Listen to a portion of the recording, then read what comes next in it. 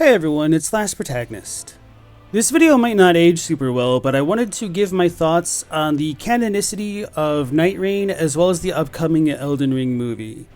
So, from dev interviews, we've been told that Nightreign is supposed to take place in a kind of alternate setting than the base game of Elden Ring, but pretty much everything before the Shattering should be on point to be arguably canon.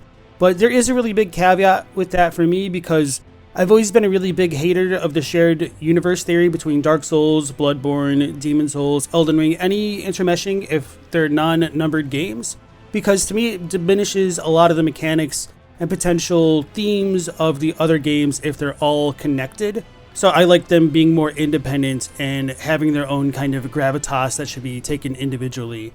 So setting that aside, moving forward, my tentative thoughts are that all pre-Shattering information could be considered canon, and anything post-Shattering is kind of an alternate universe, which is probably a weird way to look at things. So I thought of a kind of funny parallel example based off of these young adult novels written by Gary Paulson called Hatchet, where it's the story of a kid who gets stranded, I think in the Canadian wilderness, and he has nothing with him except for a hatchet, and he has to survive for a period of time before he gets rescued or before he leaves the wilderness. It's been a long time since I've read them, so I might get some details wrong here.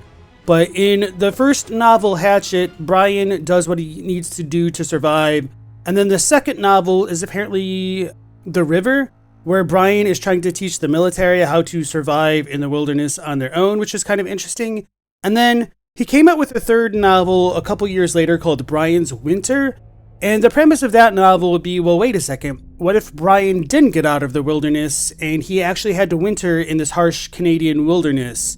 And to me, Nightreign might be more equivalent to Brian's Winter, where everything that happens in the base game is essentially Hatchet, and then Brian's Winter is Nightreign. And we don't know what the movie is going to cover, and there's a strong possibility that the movie might be non-canon and understood as officially endorsed fan canon, perhaps the same way that the Elden Ring manga or the Bloodborne comics are as well.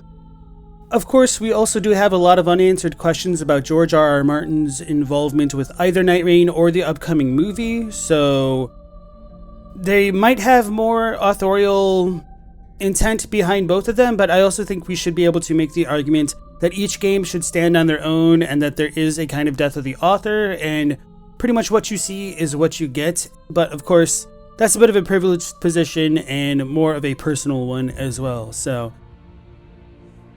those are kind of my preliminary thoughts. Wanted to make this quick video, and it'll be really interesting to see how these thoughts develop or change as I play through Nightreign starting tonight on stream. So hopefully I'll catch you there. I'll be going at 10 p.m. Eastern Standard Time. I might be starting off in the solo mode and maybe group up with chatters. I'll be playing on the PC if anybody has that or hasn't picked it up yet and is trying to decide. There is no crossplay, so that's real cool for a multiplayer game. Anyway, enough rambling from me. Thank you all for watching, and hopefully I'll catch you on the next one. So until then, take care, stay safe. Last Protagonist out.